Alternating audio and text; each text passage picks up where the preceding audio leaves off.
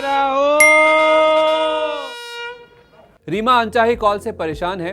Credit card लेने के लिए प्रेशर बनाया जा रहा है। वो इस तरह की कई स्पैम कॉल को ब्लॉक कर चुकी हैं, लेकिन छुटकारा नहीं मिल पा रहा। अकेली रीमा स्पैम कॉल की समस्या से परेशान नहीं है। देश की बड़ी आबादी स्पैम कॉल से परेशान है। सरकार की तमाम कोशिशों के बावजूद ये समस्या कम नहीं हो पा रही। इसकी बड़ी वजह यह है कि सरकार जब भी कोई नई व्यवस्था लागू करती है, टेलीमार्केटिंग से जुड़ी कंपनियां नई टेक्नोलॉजी के जरिए उसमें सेंध लगा लेती हैं। स्पैम कॉल की शिकायत बढ़ने के बाद टेलीकॉम रेगुलेटर ट्राई ने दूरसंचार कंपनियों से स्पैम और रोबोकॉल यानी कंप्यूटराइज्ड कॉल के खिलाफ कार्रवाई तेज करने को कहा है। साथ ही ग्राहकों की शिकायतों के आधार पर गैर पंजीकृत टेलीमार्केटिंग कंपनियों का डेटा मांगा है। टेलीमार्केटिंग कंपनियों के लिए नंबर की 140 सीरीज का इस्तेमाल करना जरूरी है, लेकिन ज्यादातर स्पैम कॉल सामान्य नंबरों से ही आ रही हैं। इससे रीमा जैसे लोगों को इनकी पहचान कर पाना मुश्किल हो जाता है। ट्राई का मानना है कि डेटा कलेक्ट करने से स्पैम कॉल और गैर पंजीकृत टेलीमार्केटिंग कंपनियों पर अंकुश लगाने में मदद मिलेगी। स्पैम कॉल की समस्या कितनी गंभीर है, इसका अंदाजा social network platform local circles के सर्वे से लगा सकते हैं।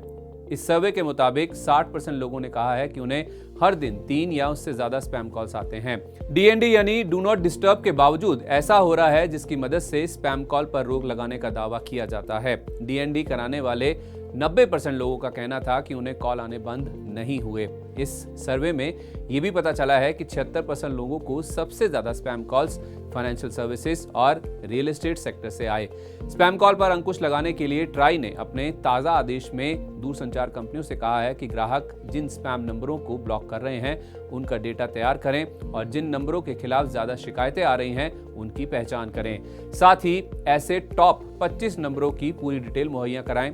ट्राई की ओर से 24 जुलाई को जारी इस आदेश का मकसद रोबो कॉल करने वाली गैर पंजीकृत टेलीमार्केटिंग कंपनियों की पहचान कर उनके खिलाफ सख्त कार्रवाई करना है। दरअसल कुछ एजेंट दूरसंचार कंपनियों की प्राइमरी रेट इंटरफेस यानी पीआरआई सेवा का इस्तेमाल कर रहे हैं। इससे उन्हें कई कनेक्शन मिल जाते हैं जिनका उपयोग रोबो कॉल के लिए किया जाता है। यहां तक कि रीमा की तरह जब कोई यूजर एक नंबर को ब्लॉक कर देता है, तब भी उन्हें पीआरआई सेवा के जरिए स्पैम कॉल आते रहते हैं। दूरसंचार विभाग यानी डीओटी ने एक व्यक्ति के लिए मोबाइल सिम की संख्या 9 तक सीमित कर दी है, लेकिन कॉर्पोरेट यूजर जरूरत के हिसाब से कनेक्शन ले सकते हैं। इनके जरिए भी स्पैम कॉल की जा सकती हैं। ऐसा नहीं है कि स्पैम कॉल के खिलाफ रेगुलेटर ने कोई पहली बार कदम उठाए हैं। इससे पहले ट्राई ने विभिन्न नंबर उजागर किए जिनके जरिए बल्क में स्पैम कॉल किए जा रहे थे। इनमें 731 और 129 सीरीज के नंबर भी शामिल हैं, जिन्हें स्पैम के रूप में रिपोर्ट किया गया है। टेलीमार्केटिंग कंपनियों को 10 डिजिट के नंबरों के इस्तेमाल और इनके जरिए रोबोकॉल करने पर रोक लगाई गई है। फिर भी कंपनियां अवैध रूप से ऐसा कर रही हैं। ट्राई ने अब टॉप 25 स्पैम नंबरों की डिटेल देने को कहा है। हालांकि टेलीकॉम कंपनियों ने डेटा कलेक्ट करने के लिए और समय मांगा है। बहरहाल दूरसंचार कंपनियों के लिए ट्राई का नया आदेश स्पैम और रोबोकॉल की समस्या पर अंकुश लगाने की दिशा में अहम कदम है। अब सवाल उठता है कि क्या ऐसे कोई उपाय हैं जिनके जरिए आप स्पैम कॉल की समस्या से बच सकें। मौजूदा हालात में देखें तो सबसे कारगर उपाय ये है कि स्पैम नंबर को आप ब्लॉक कर दें। हालांकि एक ही कंपनी अलग अलग नंबर से कॉल कर सकती है, फिर भी थोड़ी राहत जरूर मिलेगी।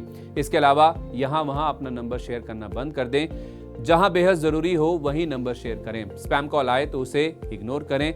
अपने फोन में ट्रू कॉलर जैसे ऐप रखें। इसके जरिए आप स्पैम नंबर की पहचान कर सकते हैं। इससे आपको कोई कॉल रिसीव करनी है या नहीं, इस बारे में फैसला करने में आसानी होगी।